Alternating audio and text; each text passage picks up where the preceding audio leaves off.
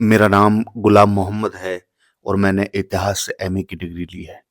लेकिन इतिहास मेरे लिए सिर्फ एक डिग्री नहीं, बल्कि एक आईना है जिसमें मैं कौमों का चेहरा देखता हूँ।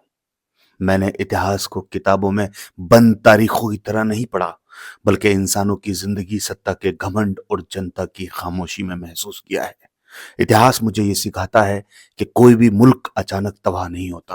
पहले उसकी सोच कमजोर होती है, फिर उसका निजाम टूटता है।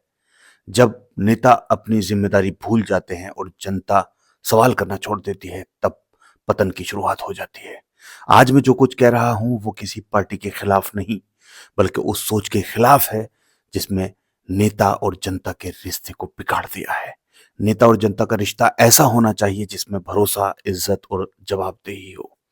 नेता जनता का मालिक नहीं, बल्कि उसका नुमाइंदा होता है। जनता वोट देकर अपनी ताकत नेता को सौंपती है और नेता का फर्ज बनता है कि वो इस ताकत को अमानत समझकर इस्तेमाल करे। लेकिन हमारे यहाँ कुर्सी मिलते ही नेता खुद को ऊंचा और जनता को छोटा समझने लगता है। जनता की तकलीफ उसे शोर लगने लगती है और सवाल उसे बदतमीजी।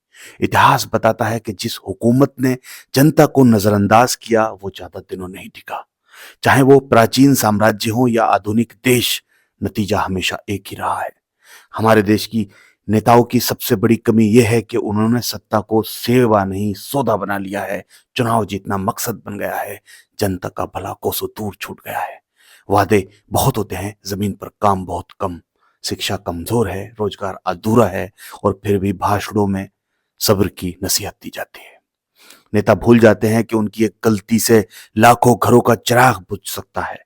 इतिहास गवाह है, जब शासक ऐश में डूबे और जनता दर्द में रही तो क्रांति ने दरवाजा खटखटाया। लेकिन दोस्तों, सिर्फ नेता ही दोषी नहीं है, जनता की भी अपनी कमियां हैं।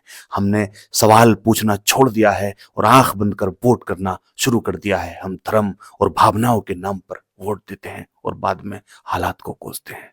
हमने नेता को जवाबदेह बनाने के बजाय उससे पूछना छोड़ दिया है। इतिहास बताते हैं, जब जनता जागरूक नहीं होती तो सत्ता बेलगाम होती है। सोई हुई जनता हमेशा शासकों के लिए सबसे आसान होती है। दूसरे देशों से हमें सीख लेनी चाहिए। जापान में नेता गलती करता है तो जनता के सामने झुक के माफी मांगनी पड़ती है।